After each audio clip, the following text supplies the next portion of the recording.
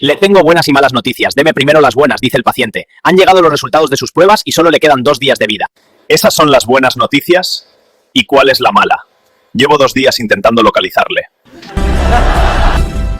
Señores pasajeros, el avión se va a estrellar y no queda ninguna esperanza de salvarse.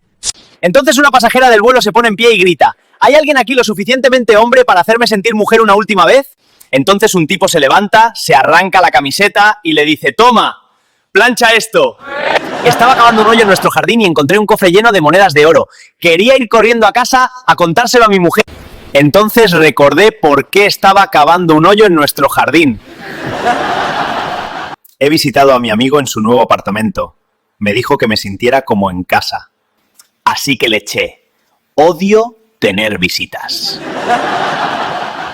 Ok, amigos y amigas, si te gustó esta tanda de chistes, suscríbete al canal y hasta la próxima Tandachis con Enrico. ¡Rico!